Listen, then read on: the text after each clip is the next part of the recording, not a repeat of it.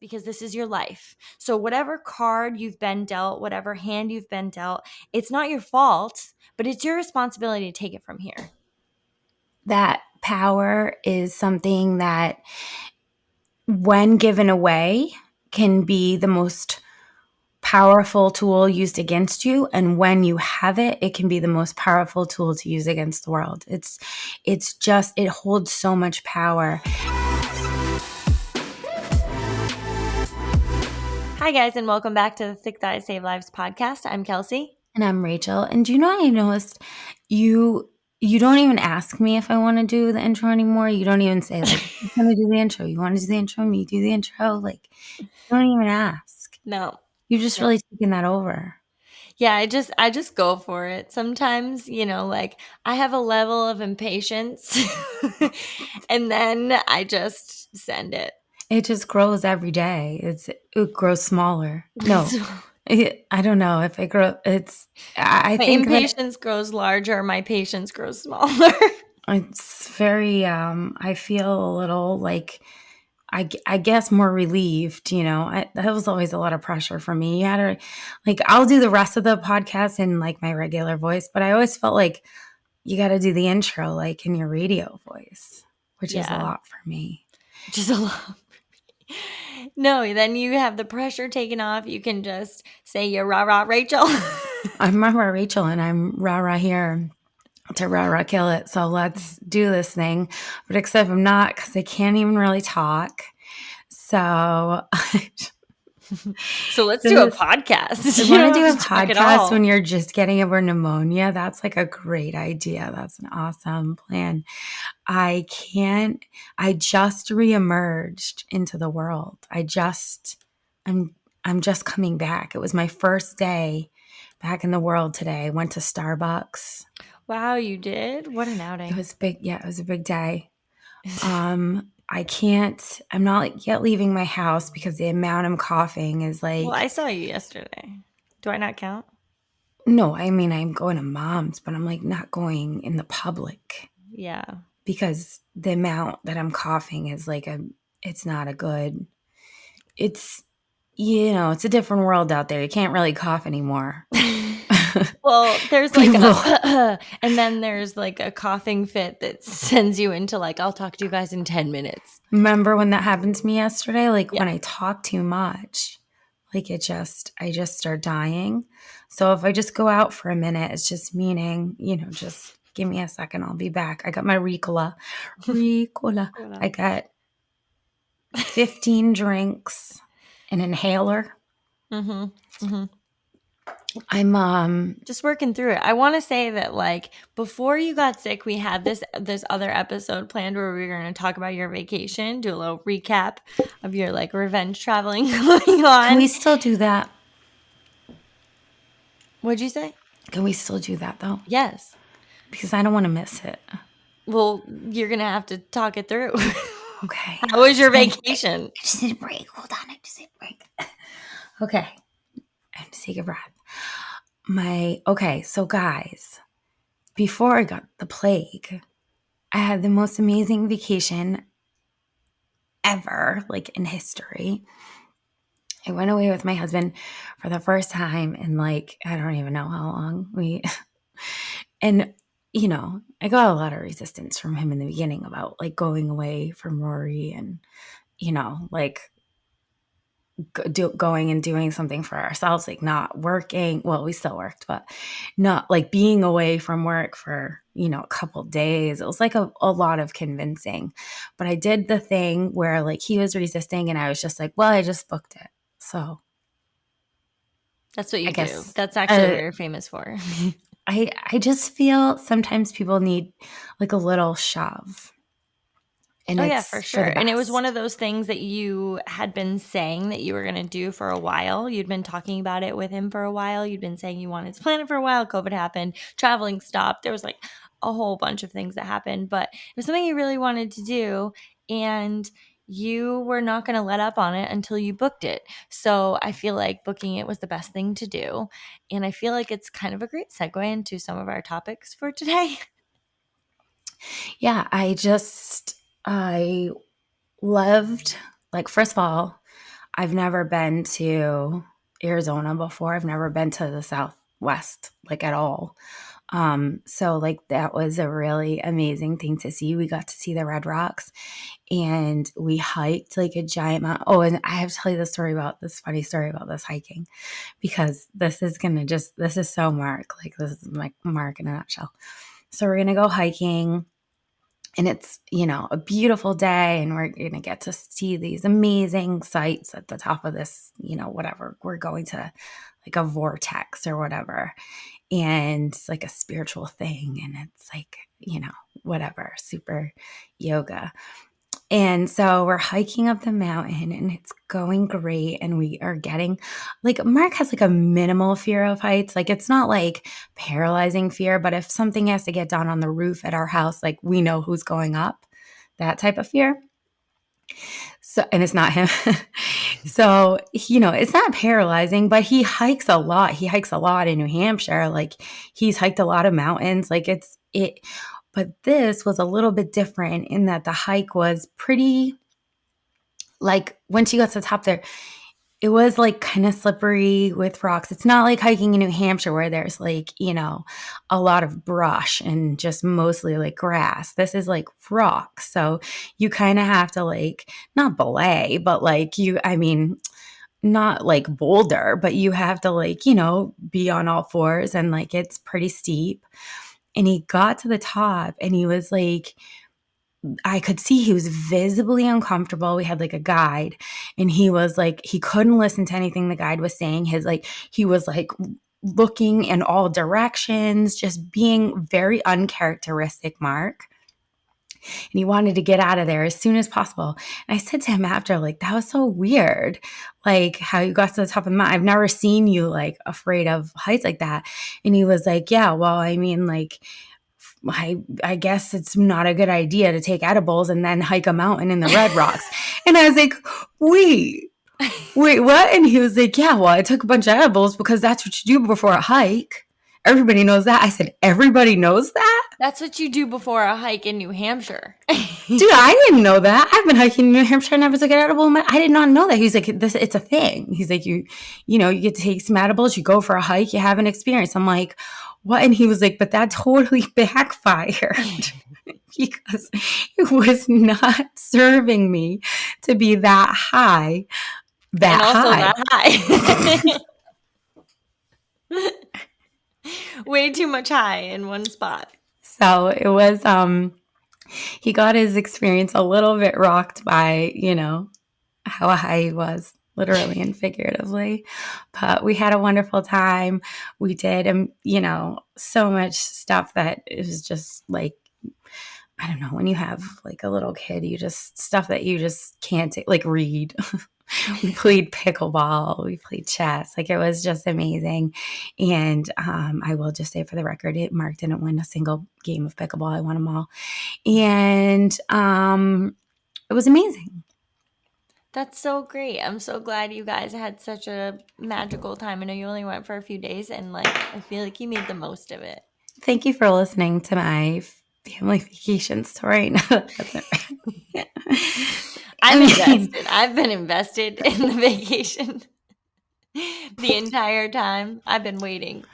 I know you were invested, and I didn't get to tell you that hiking story yet. So I figured, why not? But all I want to say is, if you're thinking about traveling somewhere, and, you're thinking about, maybe it's spending some time with the people that you love and taking a break from your numerous responsibilities, just want to say I'm here for promotion of that 100%, because it's so, so important. And everything after that is just so much more quality, rather than just like pushing through and just like trudging along and getting the bare minimum. Like, you come back just so refreshed, and we've both just had like then we got the plague, but aside from getting the plague, you're mentally refreshed. It's so important to do things like that. So if you're thinking about planning something and your husband doesn't want to go, just book it anyway. So true. So true. All right, let's get into our topic today with all of the ladies. We wanted to talk about why you don't trust yourself. And I thought this was a great topic because I think we look at all of the examples of us not trusting ourselves, and we kind of hyper focus on the examples and picking those things out instead of maybe the underlying root or the reason why we don't trust ourselves. So, like, for example, when we talk about not trusting yourself, it's like, we hear this in diet culture all the time with I can't keep that in the house because I will eat the whole bag. I don't trust myself around this food. Or, when it comes to setting goals and feeling that you need constant accountability from someone outside of yourself because you don't trust the commitment that you made with yourself. The contract you signed with yourself is essentially the most important one you'll ever sign. I I have this weird thing with, the mistrust.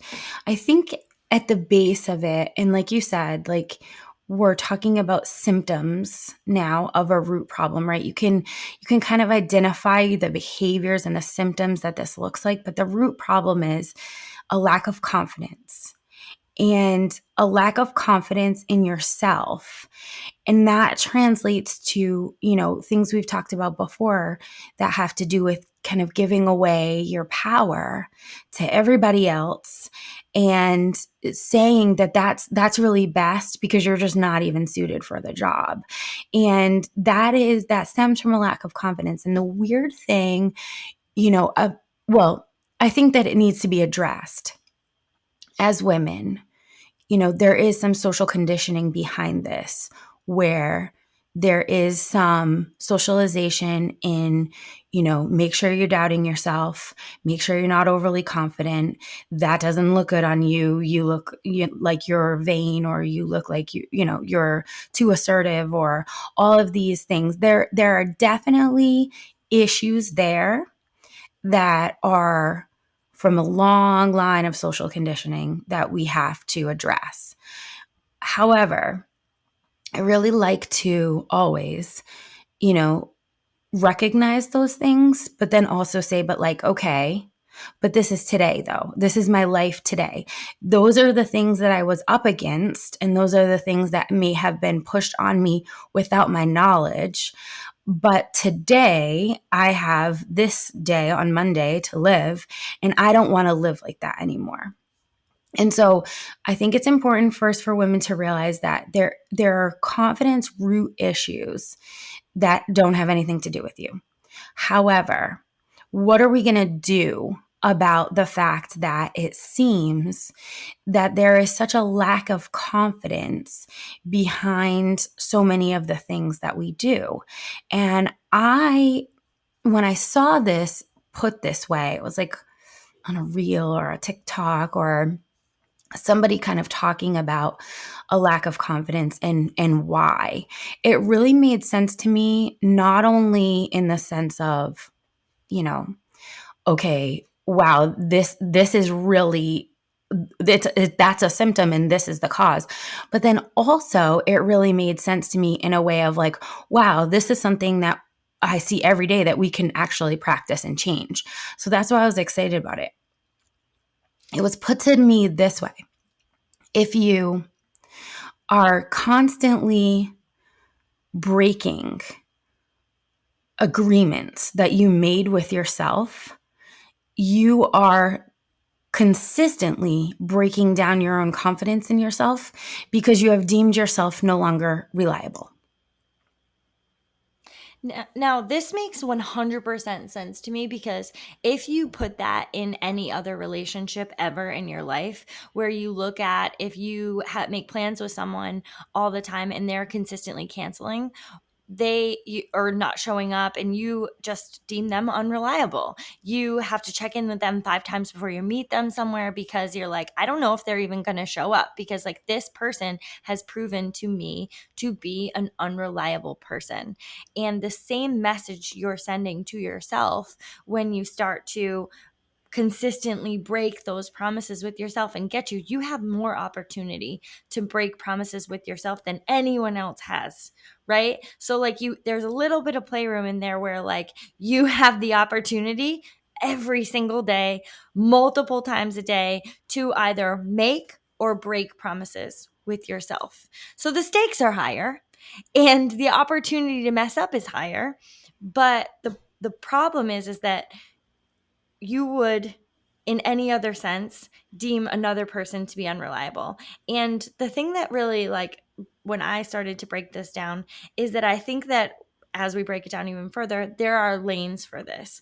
I think that you can feel confident and like you trust yourself in some areas of your life and really have a significant amount of mistrust in other areas of your life, because when we break down those decisions, right? Like, for example, getting to the gym.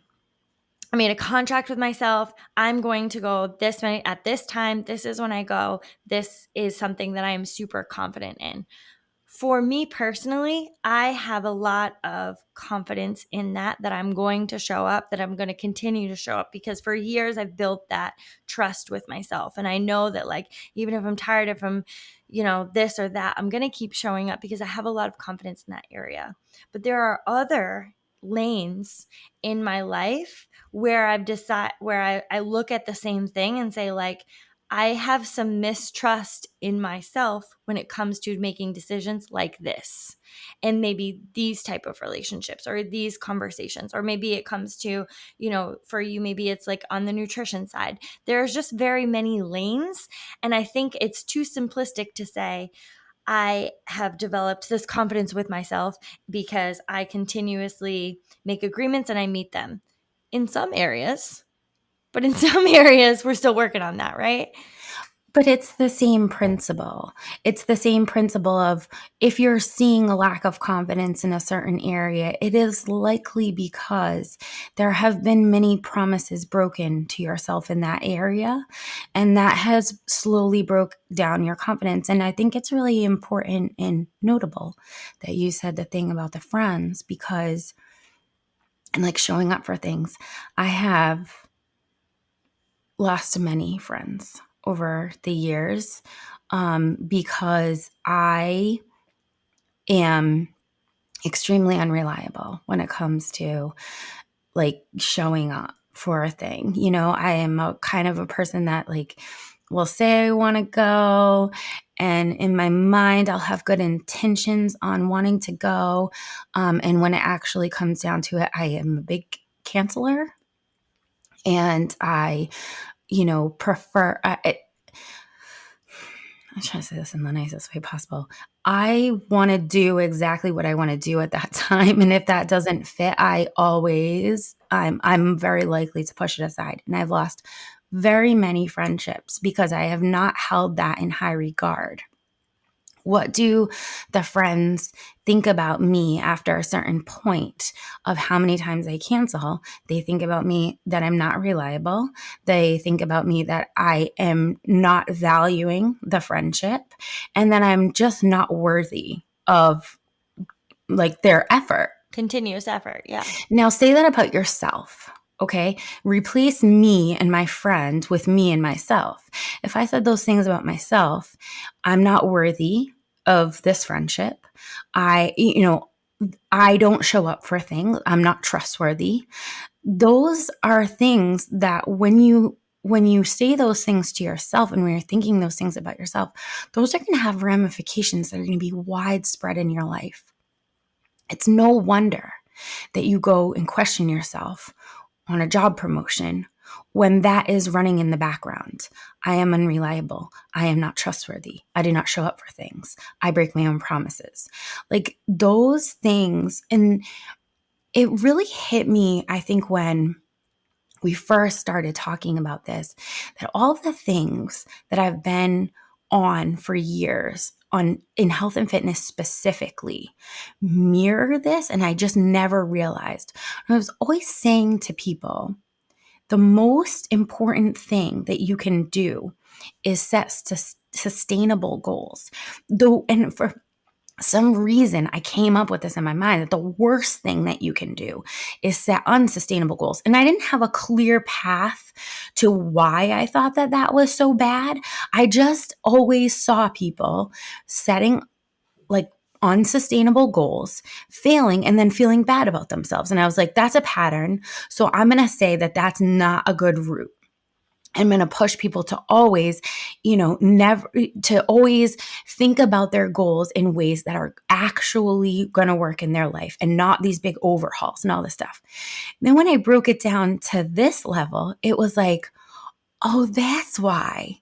Because when they set those unsustainable goals, yeah, I'll meet you guys for coffee at 2. Yeah, totally.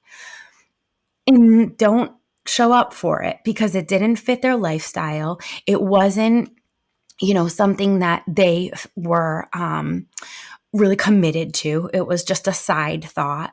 It was something maybe they wanted to do, but weren't really, all in on. That is exactly the same thing as saying, I'm just not going to show up for these plans. And then that whole negative talk starts of, I don't show up for things. I don't. And it was just because the goal wasn't set. Now, when people say to me, like, do you want to sing, whatever, I say, like, I I don't really like to make plans that far in advance. Like, I'm just honest about it because I've now learned myself to a point where it's like it's not sustainable for me to make plans a week in advance because I'm just not likely to show up for it. So I'm not going to continue that same mistake. And that is what I like really like hit me like a ton of bricks. Like, oh, that's why these like crash diets and crazy lifestyle changes and stuff never work. But not only do they never work, but they're harmful to your overall self and other facets of your life that have nothing to do with health or fitness. Yeah, because once you make that commitment and then you continuously break it. So like I think a good way of putting that of like why we set sustainable goals is because you need to build trust with yourself. And the way to do that is to not go like from 0 to 100, not start driving a car and get into a race car. You know what I mean? Like you have to build that trust with yourself. And I think if we thought about our goals and thought about our choices when it came to health and fitness as part of the journey to build that trust with ourselves, I think it would be more, I think we would understand more of like why, because there's this whole culture of like, reach for the stars, like blah blah blah, and I'm here for it. Like I'm here for having big dreams. But the problem with that is if you bypass all the steps to get to that final thing, it will never happen, right? So like we don't start our, health and fitness journey, for example, like thinking that the next year we're going to go to the games, right? The CrossFit games. Like we don't start like a kickboxing class and being like, well, I'm going to be a UFC fighter next year.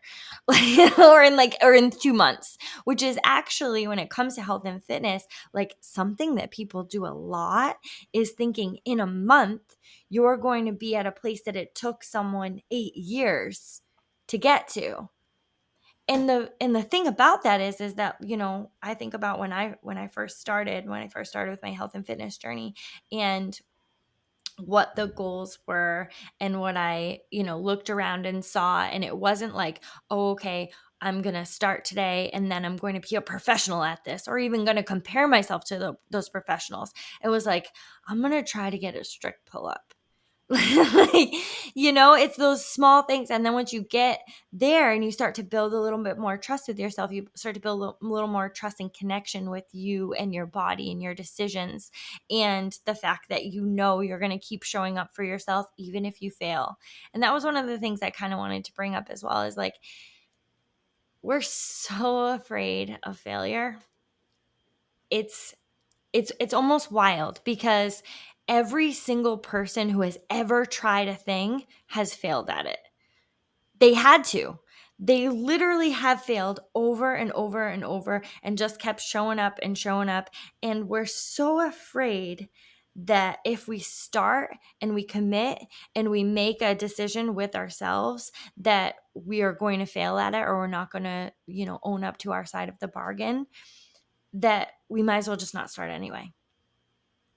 I mean, talk about a confidence killer, right? Like, if we're talking about how we're going to build up the confidence in our life enough to trust ourselves, to make the right decisions, to be with the right people, to, be driving our life in the direction we want to drive it in, talk about the ultimate confidence killer is just saying, well, if I'm not going to succeed at this, then I'm not going to try.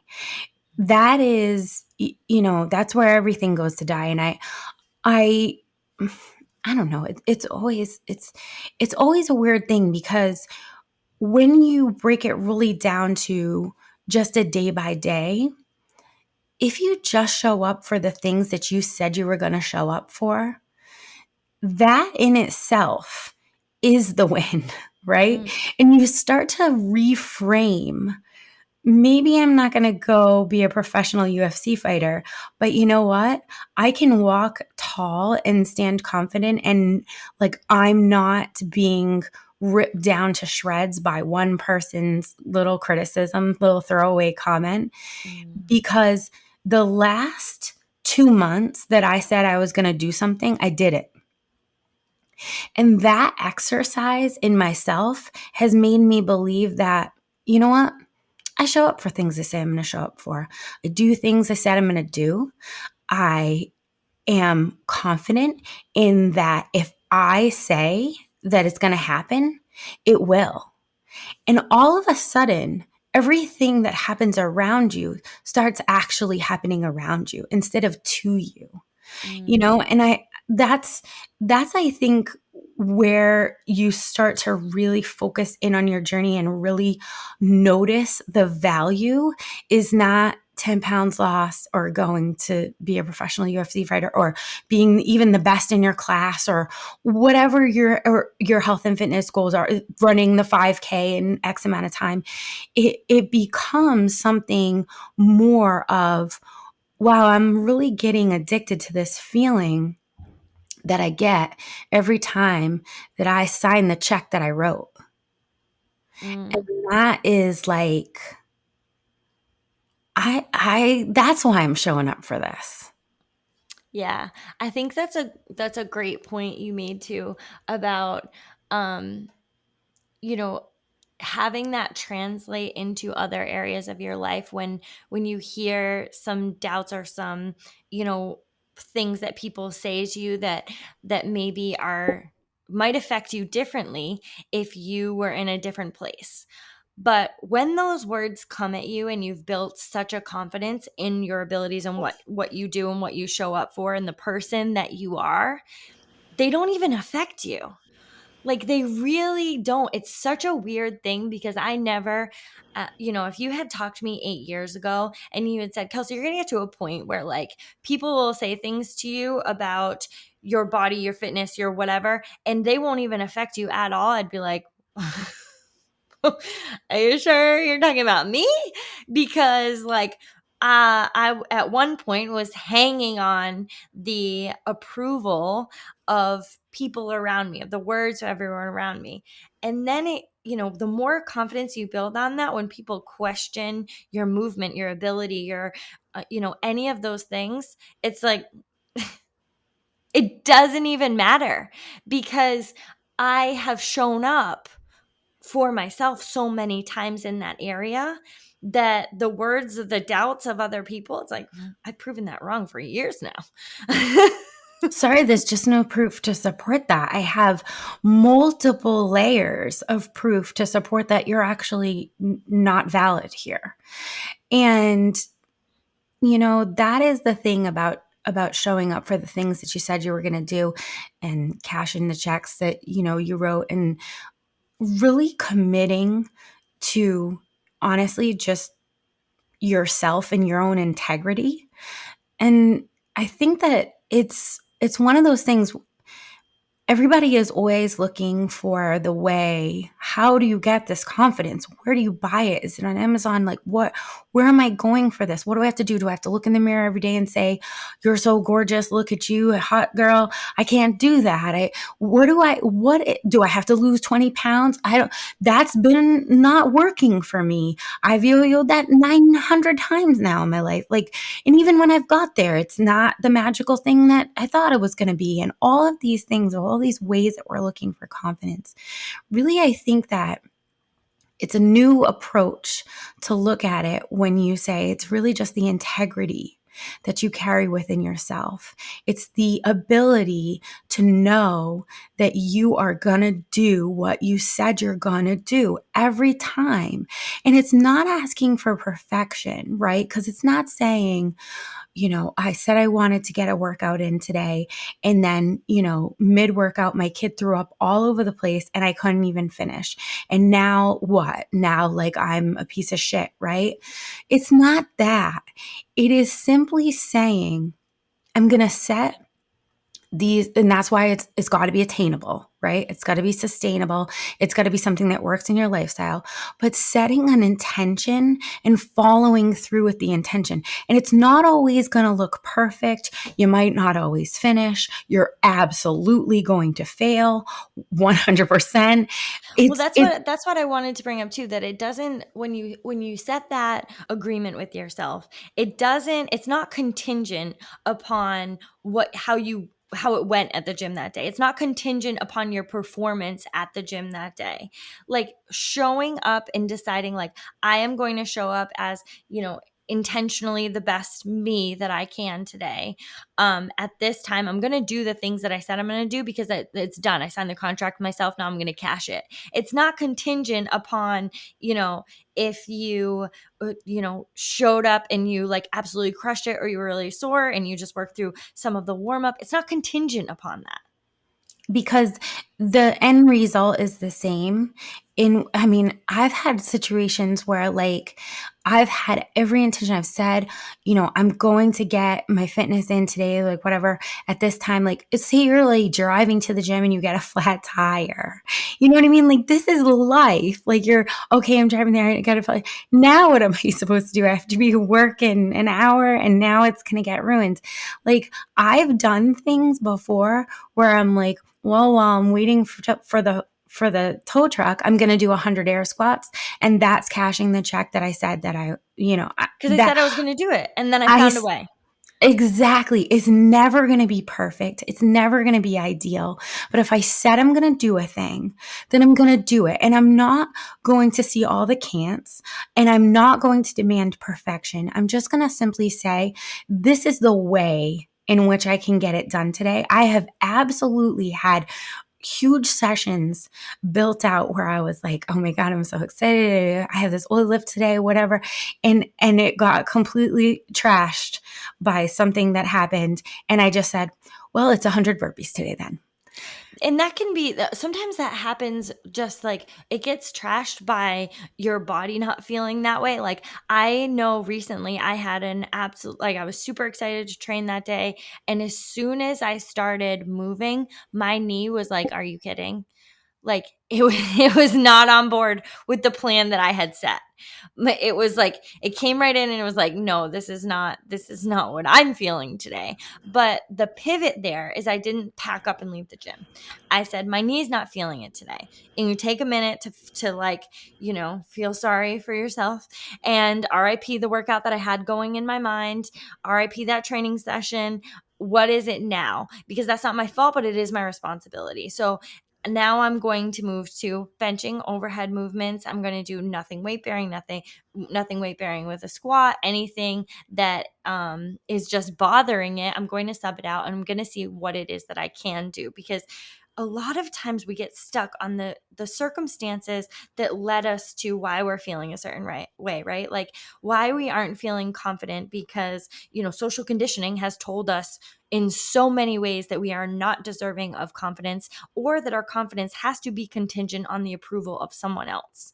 So those are things that have been there, and that is 100% real. And I'm here for, working that through and just knowing that that exists. Is that your fault? No. But is it your responsibility? Yes, because this is your life. So whatever card you've been dealt, whatever hand you've been dealt, it's not your fault, but it's your responsibility to take it from here. That power is something that, when given away, can be the most powerful tool used against you, and when you have it, it can be the most powerful tool to use against the world. It's just, it holds so much power. And that mindset of, it's not your fault, but it is your responsibility, and sticking to the things, and like, I know that there's definitely a lot of, I want to discuss nutrition for a second, because we've done a lot of gym examples, and I think Mm. that it's super tough sometimes to get there and whatever. But I think that, if we're going to go full well rounded, we need to talk about, like, we need to, again, a huge light bulb moment for me. I've been saying for a long time that I think that it's really a negative experience to cut out any one food group, because of all of the science saying that, if the brain will think about a thing that you've said it can't have, and how incredibly restrictive and disordered that can get. And I knew these things because I've seen them in people, but when you put it in this context, it's like restricting an entire food group, and then inevitably, because this is the entire course of your life, inevitably eating that food again, has now said, I'm not trustworthy. I don't do what I said I'm going to do. It's that same exact pattern. So that's why, it really makes sense to say, like, let's not ever say we're never going to eat that food group again, because that's not realistic.